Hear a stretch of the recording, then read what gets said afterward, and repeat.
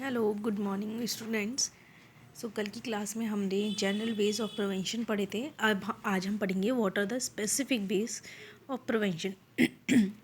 What are the specific ways? They relate to a peculiar property of the immune system that usually fight off microbial infection. Let us cite an example to try and understand this property. जो specific way है उसके लिए हम एक example ले रहे हैं, वो हम पढ़ेंगे। These days, there is no smallpox anywhere in the world, but as recently as 100 years ago, smallpox epidemic were not at all uncommon. आजकल हम देखते हैं कि स्मॉल पॉक्स बिल्कुल ही कहीं भी नहीं है इन द वर्ल्ड, कहीं भी नहीं है स्मॉल पॉक्स होता है। लेकिन कुछ 100 of years ago small pox जो था that was epidemic. In such an epidemic, people used to be very afraid of coming near someone suffering from the disease since they were afraid of catching the disease.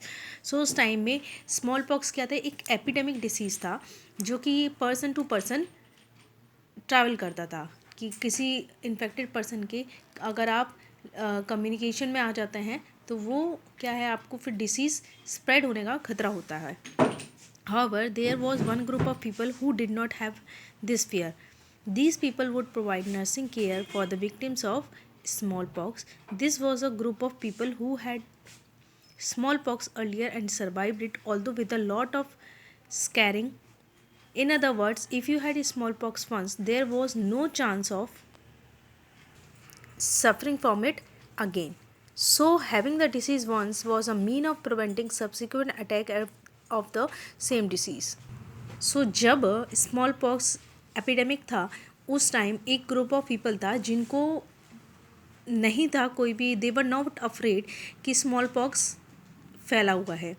ये जो people थे वो क्या nursing provide कर रहे थे, victims जो भी विक्टिम्स थे जिनको स्मॉल पॉक्स हुआ था उनकी केयर कर रहे थे, उनकी नर्सिंग कर रहे थे. दीज जो ये ग्रुप ऑफ पीपल था इनको पहले स्मॉल पॉक्स हो चुका था, तो they have no chances of having it again. In other words, if you had smallpox once, there was no chance of suffering it again. एक बार आपको स्मॉल पॉक्स हो गया तो सेकेंड टाइम वो आपको नहीं होगा. This happens because when the immune system first sees an infectious microbe, it responds against it and then remembers it specifically.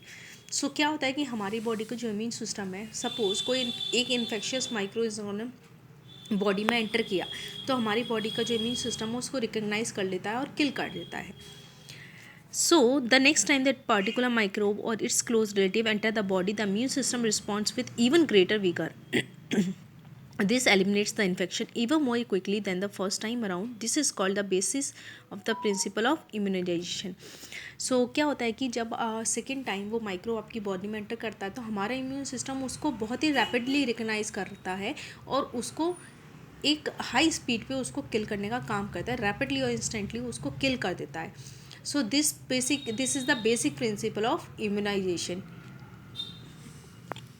We can now see that as a general principle, we can fool the immune system into developing a memory for a particular infection by putting something that mimics the microbe we want to vaccinate against in the body. अब इस general principle को follow करते हुए क्या करते हैं कि हम आज के टाइम में एक इम्यून सिस्टम को एक मेमोरी डेवलप करवाते हैं पर्टिकुलर इन्फेक्शन के through without by putting something that mimics the microbe. Body में क्या करते हैं कि हम इम्यूनाइजेशन करते हैं. इम्यूनाइजेशन कैसे करते हैं कि हम बॉडी में उसी माइक्रोब जैसा कोई एक पर्टिकुलर इंजेक्ट करते हैं. वो माइक्रोब नहीं होता, वो हमारी बॉडी के लिए हार्मफुल नहीं होता, लेकिन हम क्या करते हैं उसी से रिलेटेबल हम बॉडी में इंट्रोड्यूस करते हैं जिससे कि हमारा इम्यून सिस्टम उसके अगेंस्ट में सोल्जर्स रेडी कर देता है, उसको किल करने के लिए रेडी हो जाता है. Many such vaccines are now available for preventing a whole range of infectious diseases and provide a disease-specific means of prevention. There are vaccines against tetanus, diphtheria, whooping cough, measles, polio, and many others. These form the public health program of childhood immunization preventing infectious disease.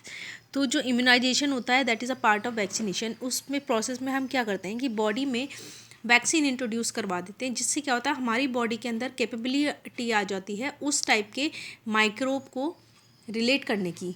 उससे क्या होता है कि अगर उसी तरीके का microbe हमारी बॉडी में एंटर करेगा तो हमारी बॉडी ऑलरेडी प्रिपेयर्ड है उसको किल करने के लिए। तो इस वजह से ये जो डिसीज़ लाइक टेटनस, डिप्थीरिया, इन सब की वैक्सीन्स प्रोवाइड की जाती हैं बच्चों को, जिससे कि इम्यूनिटी उनकी स्ट्रॉन्ग हो सके against this viruses. Of course, such a program can be useful only if such health measures are available to all children. Can you think of reasons why this should be so? Some hepatitis virus which cause jaundice are transmitted through water. There is a vaccine for one of them, hepatitis A, in the market, but the majority of children in many parts of India are already immune to hepatitis A by the time they are 5 years old. This is because they are exposed to the virus through water. Under these circumstances, would you take the vaccine? So यहाँ पर example दिया है कि hepatitis virus जो jaundice करता है वो transmit किसके थ्रू होता है? वाटर के थ्रू। So a large part of the country is drinking water. सो क्या होता है कि हमारे जो बच्चे होते हैं उनको पहले ही वैक्सीन के थ्रू इम्यूनाइज कर दिया जाता है, जिससे कि उनकी कैपेबिलिटी उस डिसीज़ के अगेंस्ट लड़ने के लिए रेडी हो जाती है। So your chapter is completed, prepare it.